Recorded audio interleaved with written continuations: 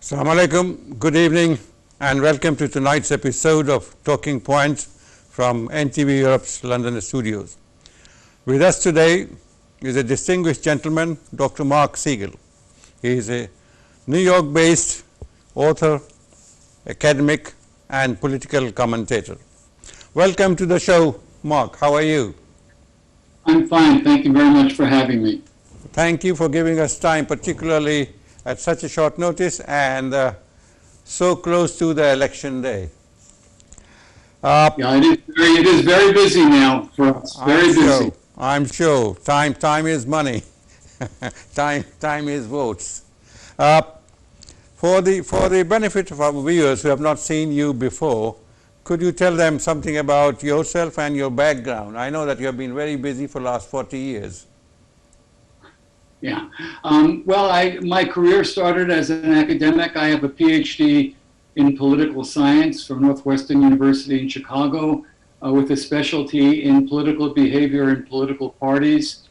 I have worked in Washington for 40 years. I was a legislative assistant to Senator, former Vice President Hubert Humphrey. I was a chief of staff in the House of Representatives. I was the executive director of the Democratic National Committee. I was deputy assistant to the president in the Carter administration for 2 years. I was the head of the Draft Kennedy movement in 1980, trying to elect Ted Kennedy as president. I have worked abroad. I've done a lot of work in Pakistan. I was a very close friend, as some of your viewers might know, of Benazir Bhutto of blessed memory. And we worked together, we wrote together, we wrote the last book together, which was published. I had the honor of interviewing her too, Benazir. Yeah, we miss her. And I teach at NYU, which is New York University. I teach courses in the Center for Global Affairs. I teach politics and foreign policy to my students. And unfortunately, I don't teach in person because of COVID, but I teach on Zoom, just like I'm talking to your viewers today. I think you wanted me to mention about my experiences in the White House. I was deputy assistant to the president. I had covered a lot of areas and material. I was the political director of the White House during that time. I was in charge of the Equal Rights Amendment, energy policy, and I also worked on foreign policy issues, in particular the Middle East.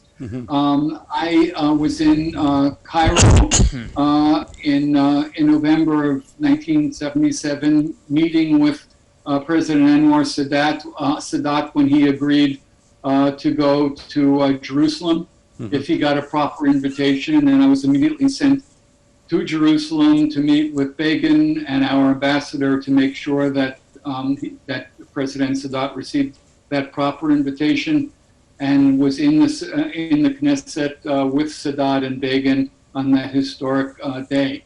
I months later actually resigned from the White House over an issue that related to this trip. President Carter, 1 month after the Sadat visit, went to Saudi Arabia, and I was pressing very hard for him to try to get the Saudis to, if not join the peace process, at least to encourage the peace process. And they didn't want to do that, and instead they used all their leverage, sort of swapping, keeping oil prices down for a sale of F-15 jets to Saudi Arabia, and ultimately it was that issue that caused me to resign. I maintain a very positive relationship with President Carter. He's a very, very good man, and he's teaching us what a president and a former president should be like in America, not like the person who's there now. Did your resignation make you popular or unpopular with the administration? It was a very public resignation. I expressed respectfully and publicly told the American public why I was resigning. It was a very difficult time for me and for my family. The administration. People in the administration, not the president, but people in the administration tried to make my professional life very difficult. But I was elected as a member of the Democratic National Committee, and I served for 10 years. I maintained very close relationships with the Democrats in the Senate and the House. Joe Biden, for instance, is a friend since 1974. So, I did what I thought was right. I paid a price. But I survived. I did fine. Right. That's the best thing, to survive. Tell us something about how is U.S. presidential election conducted? How do they decide who wins? See, we have a different system. I would go around the world as an election monitor, and I would try to explain the system to people around the world about the Electoral College and the popular vote. And they would always sort of raise their hands and say, wait, you don't mean to tell us that the person who gets the most votes doesn't get elected president? And I have to explain that that happened 5 times in the history of America. We've had 45 presidents, and 5 times the person who got the most votes in the country altogether did not win enough states to win the Electoral College. And that happened again in 2016. Secretary Clinton actually got 3 million more votes than Donald Trump. But because he won some very close states like Michigan and Wisconsin and Pennsylvania just by a few thousand votes, he managed to win the Electoral College. So that's how we elect our president.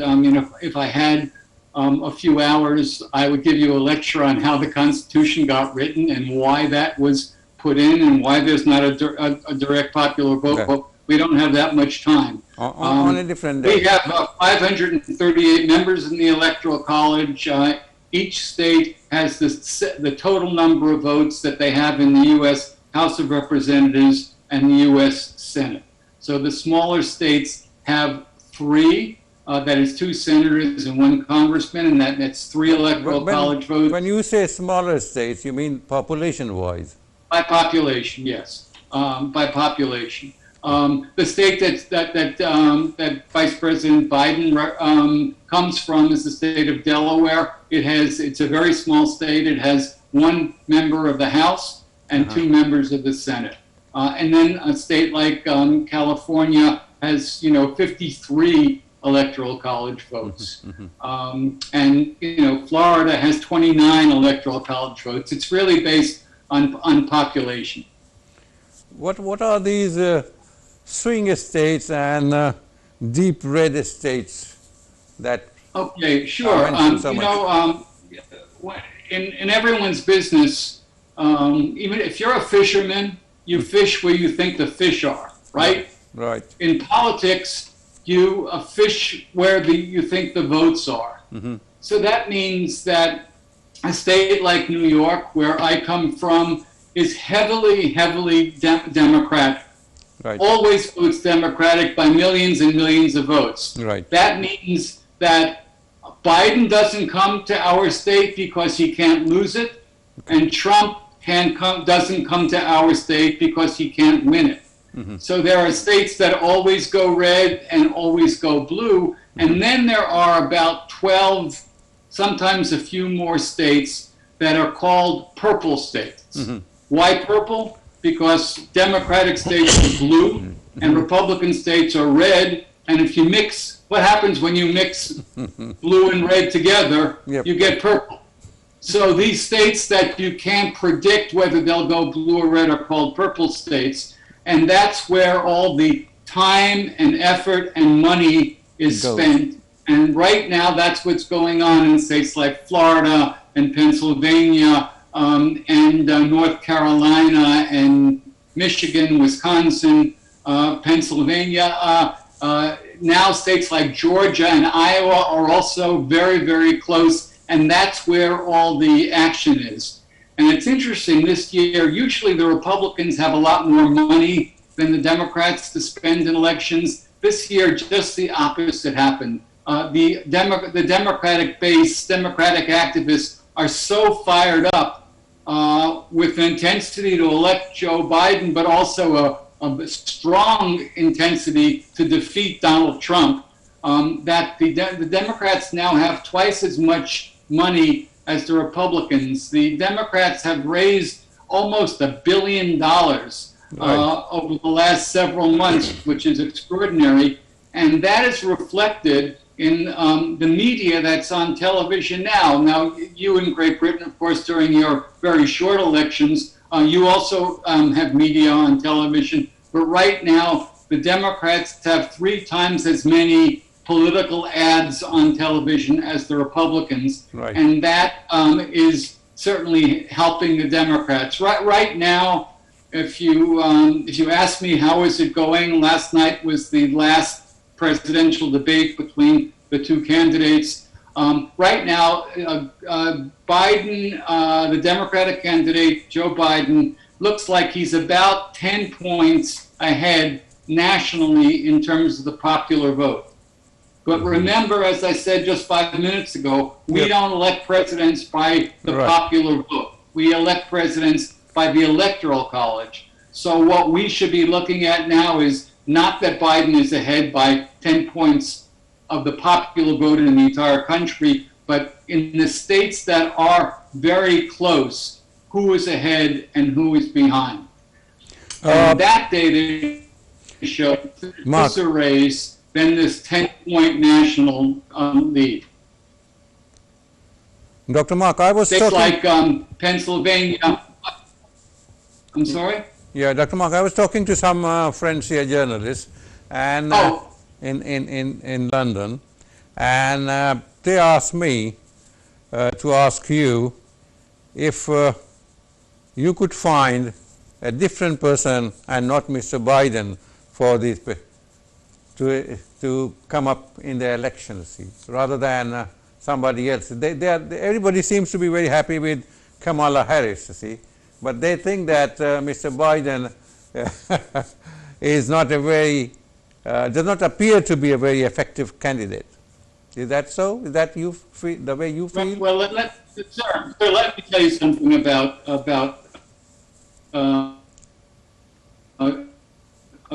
I said a friend of mine for over 40 years.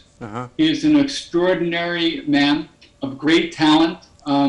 He's a man of great empathy. I have a strong personal relationship with him for a very special reason. As you know, Joe Biden, when he was very young, lost a child in an automobile accident. And when I was executive director of the DNC, Democratic Party, I too suffered that. And Joe Biden did everything he could to comfort me in life, not just once, but he would call month after month after month to see how we were doing. And this is just one example, because everyone who knows him will tell you the same thing. He's a man of great passion and great empathy. He comes from, he was not a rich man. His father was a worker. He's the American dream. You know, Donald Trump's father gave him millions of dollars. Joe Biden's father was unemployed, and they suffered. But Joe Biden's father told him, when you fall down, you have to get up. No matter how hard you fall, you have to get up. And Joe Biden, through tragedy and triumph, has been an extraordinary man. And I've supported him for president from the very, very beginning. I'm delighted that Kamala Harris will be our vice president. I hope someday. Enjoyed that Joe Biden, inshallah, will be the President of the United States. No. I like that, inshallah. You said inshallah. Inshallah, God willing. I only hope that. I said, I say inshallah a lot. You know, I've spent a lot of time of my life in Pakistan. It's a very special place to me. Okay, Dr. Mark, we need to take a short break, and when we come back, we'll pick up the thread and we'll talk about elections again. Okay? We'll take a short break. Yes, sir. Thank you. Okay. Thank you, viewers, for being with us. So we need to take a short break, and when we come back, we will pick up the same thread of U.S. elections. Thank you. Welcome back. Just before the break, we were talking to Dr. Mark Siegel about U.S. elections. Dr. Mark, with 12 million unemployed, 220,000 persons died of COVID, and millions infected, this election is being held in very extraordinary circumstances. Are you with me? Yeah.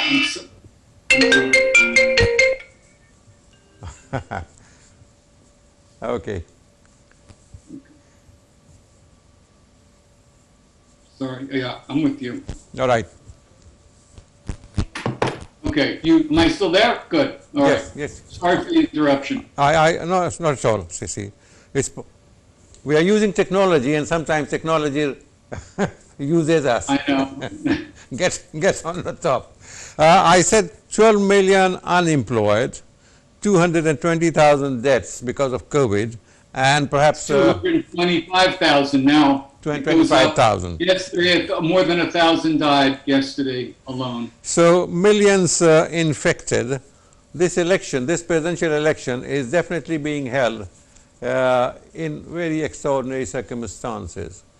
Both the candidates, Mr. Donald Trump and Mr. Joe Biden, they have tested negative. Well, what if things really go wrong and the number of deaths go higher and higher?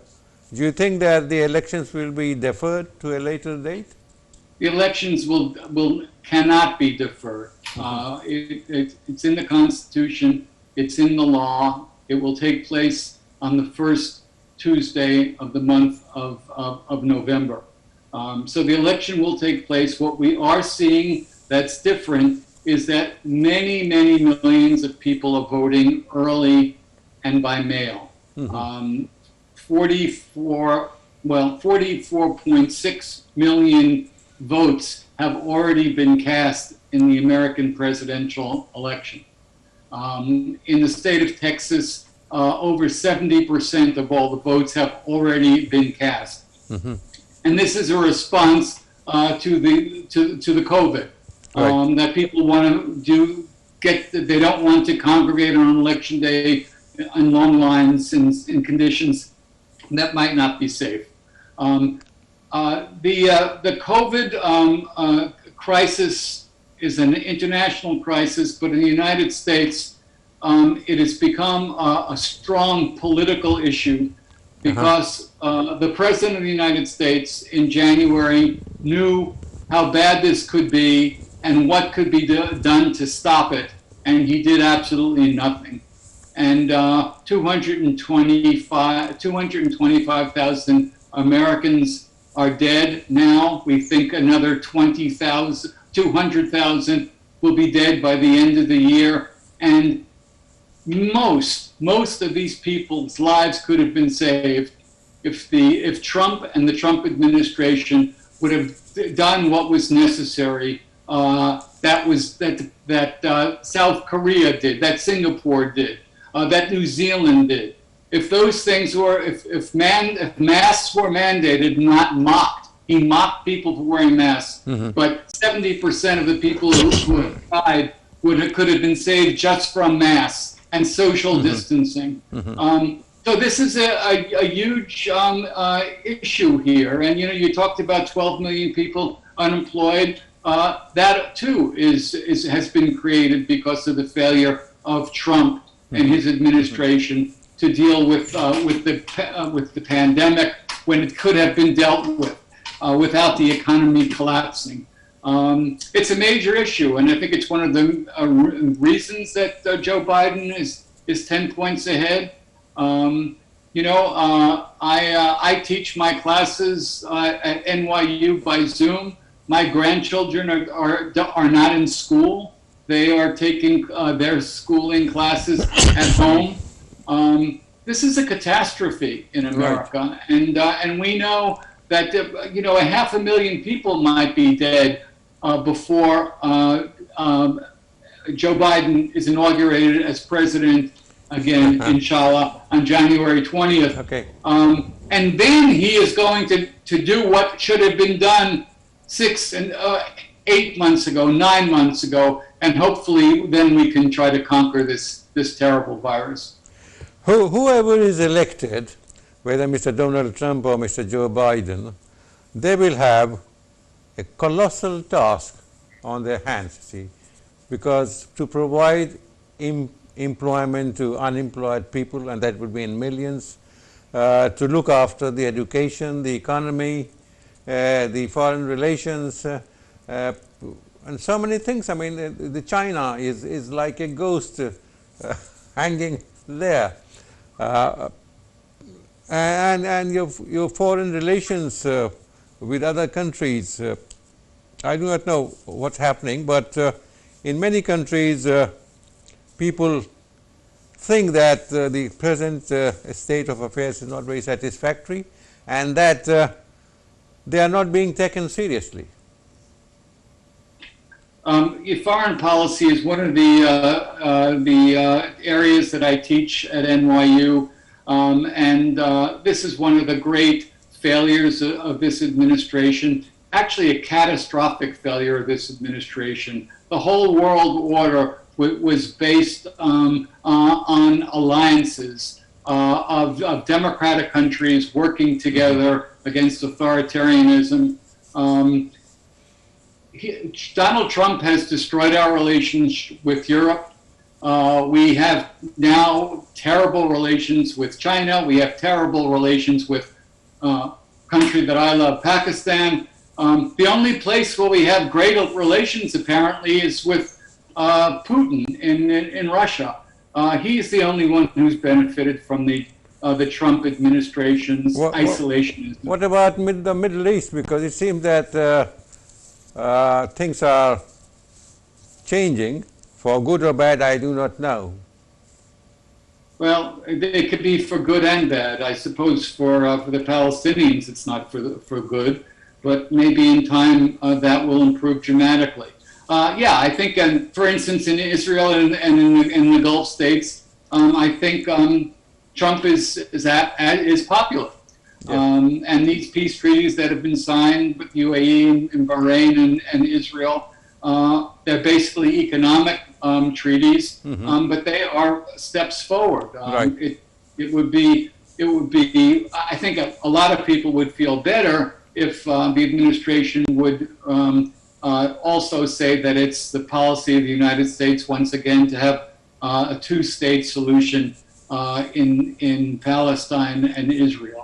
Two states working together in condominium.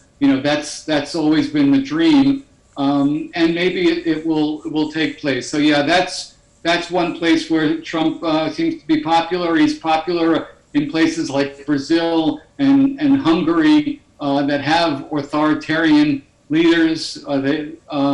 Apparently authoritarian leaders, dictators like each other. Get along well together, but that doesn't say much for America as a democratic leader of the world, does it? Well, while at White House, you resigned because the administration sold 16 F-16s to Saudi Arabia. Now, so it was actually F-15s. F-15s, right?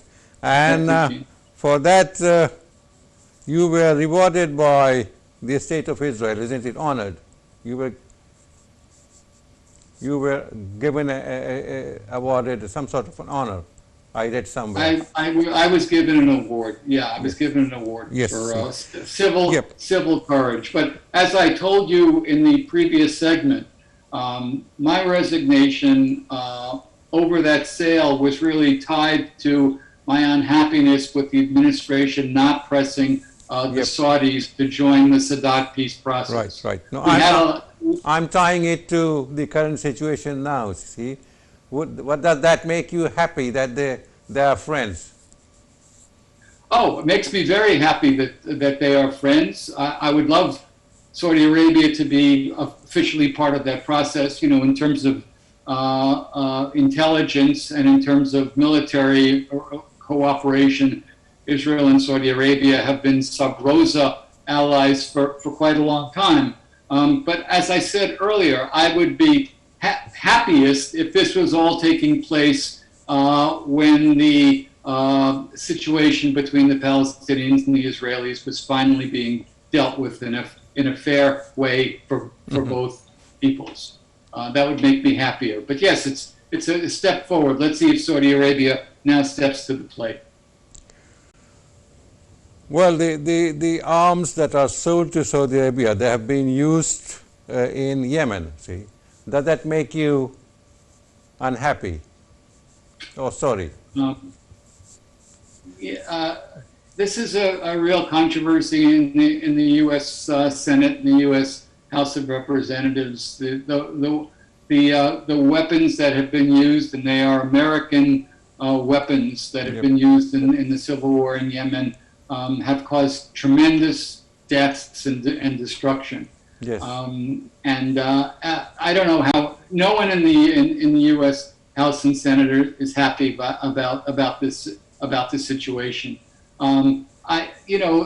U.S. sells billions and billions of dollars worth of equipment to the Gulf countries. Now the UAE wants F-5, the greatest fighter planes in the world that have not been sold anywhere else but to NATO. Yes, it's billions and billions of dollars, and we only hope that it'll be used to prevent war, not to start war. Right. It remains to be seen. I'm not a pessimist. I always am very hopeful, and I think what's happening now in the Middle East is a positive sign, as long as the problem between the Palestinian people and Israel is resolved in a way that's fair. If it's not, this is not going to be peace. Do you have any idea of what is in the mind of Mr. Joe Biden? What will he do with his the problems of the Middle East, and particularly Palestine, Israel, and the neighbors? Well, is the policy out? Look, he has a very clear, he's a very, very strong supporter of Israel. He always has been a strong supporter of Israel, but he is a very loud supporter of a two-state solution to really deal with the problem between Israel and the Palestinian people in a fair and equitable way. That's the way we'll secure peace in the Middle East. He's not going to undo these treaties. He's not going to move the U.S. Embassy back to Tel Aviv. But you're going to see him press the government of Israel, Netanyahu, whoever is prime minister, to try to rekindle peace negotiations with the Palestinian Autonomous Party. I came across one of the statements of Mr. Joe Biden in 1986, I think, where they're not at Israel, the U.S. would have to invent an Israel to protect our interests in the regions. To a lot of us who have worked in the Middle East, sometimes we fail to understand what is the real interest of the U.S. in the Middle East. Israel is there. I can tell you it used to be the primary interest of the United States in the Middle East, and that was the oil supply that was coming out of the Gulf for the United States. Now the United States is energy independent. We're making more energy than actually any other country in the world, and we're not dependent on that. I think the reference that that then Senator Biden in 1986 made to the situation in the Middle East, that if we didn't have an Israel, we would have to create an Israel. I think what he was referring to is that we needed a stable ally, a strong military ally, to make sure that the U.S. Economic presence in the Middle East was preserved. He was being metaphoric when he said that if we had Israel, we would have created change dramatically now because the U.S. is no longer dependent on Middle Eastern oil. Okay, sir, we'll take another break, and when we come back, we will keep talking about the same interesting things that we have been. Thank you very much, and we'll take this very short break. I'll be back soon. Thank you, viewers, for being with us. We need to take this very short break, and when we come back, we will go back to New York and ask some more questions about U.S. elections to Mr. Dr. Mark Siegel. Thank you. Okay. Welcome back. Just before the break, we were talking to our distinguished guest today, Dr. Mark Siegel. He's based in New York. We are talking about U.S. elections. Dr. Mark, in the debate last night, race was mentioned. How strong, in your opinion, is the Black Lives Matter factor for the parties, the candidates, as well as the voters?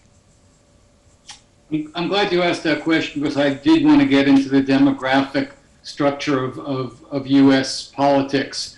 But the remarkable thing about Black Lives Matter is that it captured the imagination of Americans, white and black, Hispanic, all over the country, in terms of the inequity of social and economic justice for African Americans in the United States. It energized people across the board, and a majority of whites for the first time came to recognize how difficult and dangerous it is to have this kind of judicial and economic inequality in society.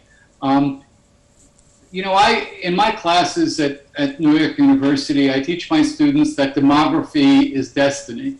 And the United States is changing before our eyes. In 1992, 85% of America was white.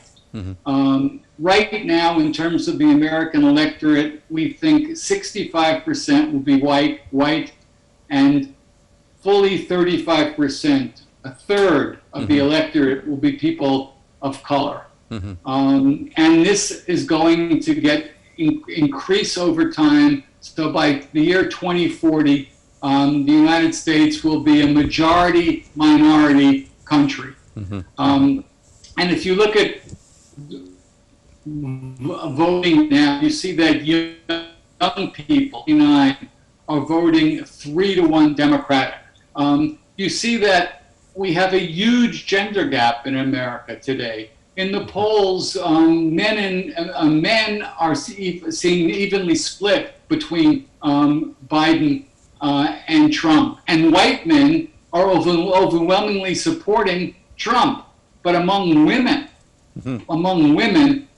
Biden has a 30-point lead, and among black women, African American women, 90% voting Democratic. That means out of 20 black women, 19 are voting Democratic and 1 voting Republican. In terms of the Hispanic vote, it's between 65 and 68% Democratic vote.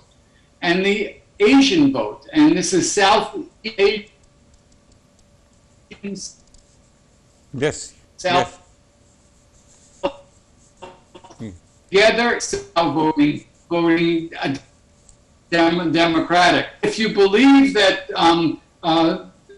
democracy is destiny, the Republican Party is going off a cliff. The base of the Republican Party, the hardcore base of the Republican Party, are old white men. Well, I'm a sort of old white man. You know what we do, old white men? We die. And young people live. And young people will be the future of America. And when they're voting 3-1 Democratic, when blacks and Hispanics and Asians are voting, 2-1 Democratic, when women are voting 30% more Democratic than Republican, what is the future of the Republican Party? And I think this is going to be a debate that's going to play after election is over, because I think Trump is going to bring down the Republican Party all across the country, including changing the Senate. So I strongly believe that not only will Biden be elected president, inshallah, but the Senate will be elected Democrat, inshallah, and the House will be elected Democratic, inshallah, so that the entire government of the United States will be Democratic, because of what the Democratic Party is demographically and ideologically, but a reflection of what Trump has done to the Republican Party. And I think my hope is, and I'm a strong Democrat, I was executive director of the Democratic Party, but my hope is that in the post-Trump era, the Republican Party will reemerge as what it was when I was growing up. It used to be that America had two parties. One was center-left and one was center-right. But they shared the center. And because they shared the center, there could be consensus in society. Well, the Republican Party is no longer a center-right party. It is a right party.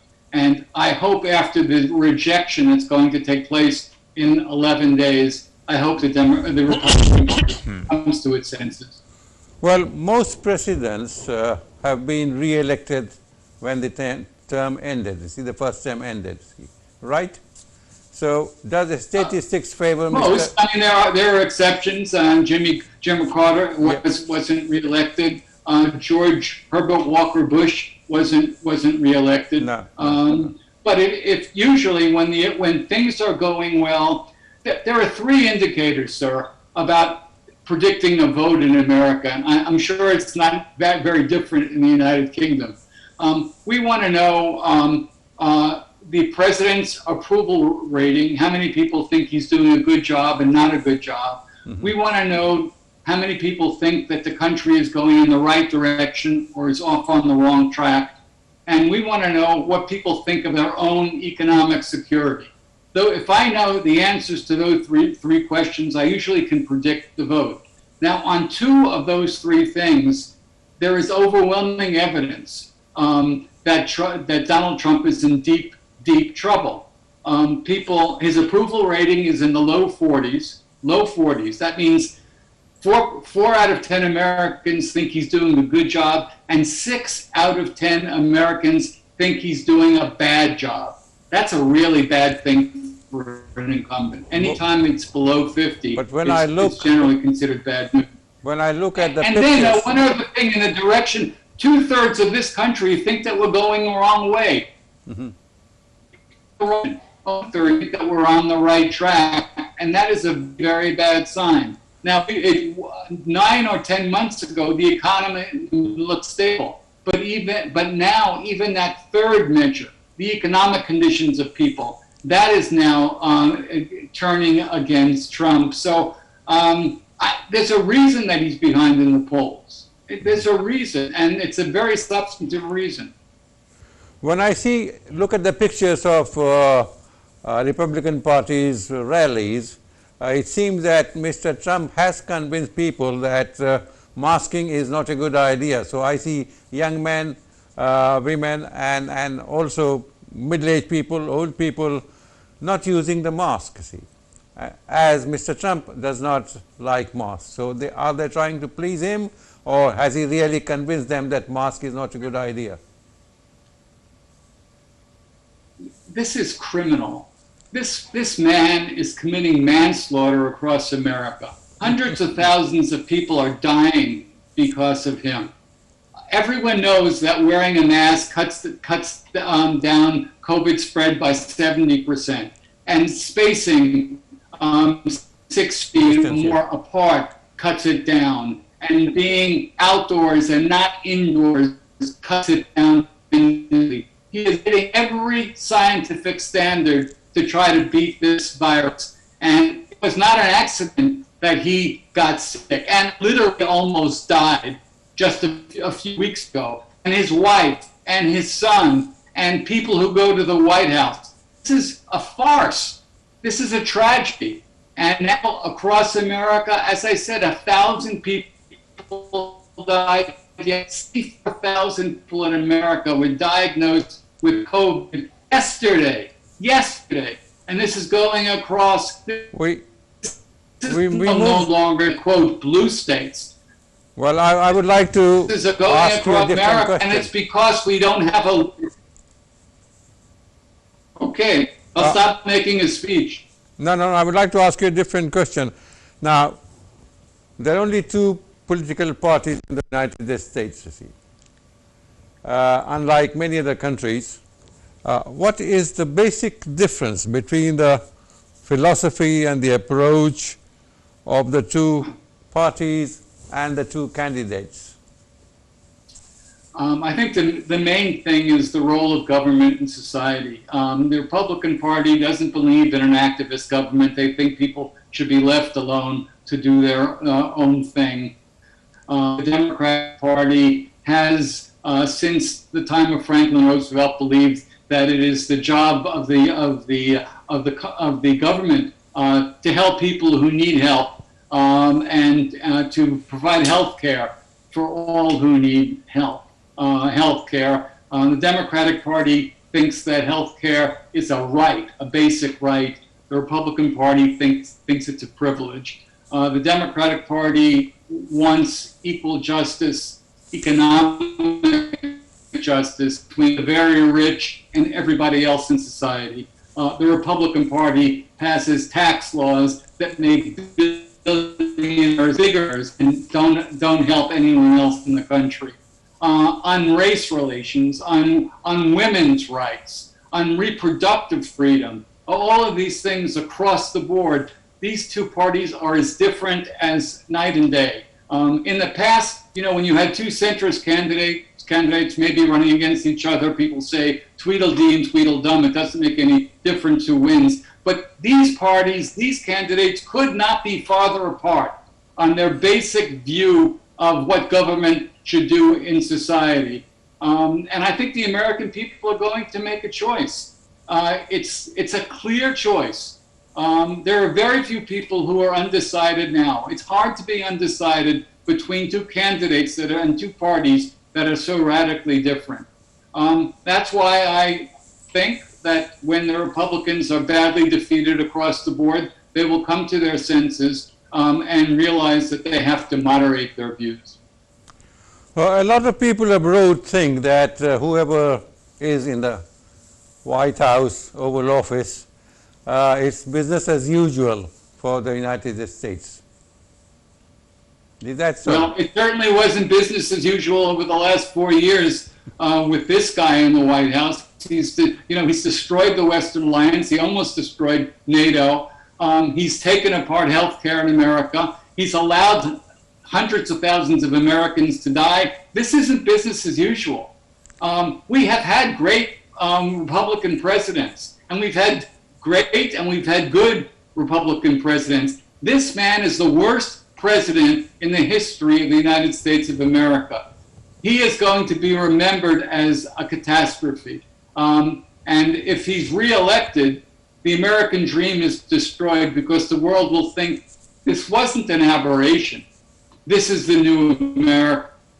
We have to make sure that's not the case. We have to make sure that we revert to being democratic the world. That immigrants from all over the world, including from South Asia, Where did they want to go? Where did they believe they could develop a life for their family? They wanted to go to America. And I think someday, soon, that will be the case again. Well, another 12 days and everything will be out. 12 days. A lot can happen in 12 days, but, sir, I think this cake is baked. Okay. And you will get a piece of it. I'm hoping I'll share it with you. Thank you.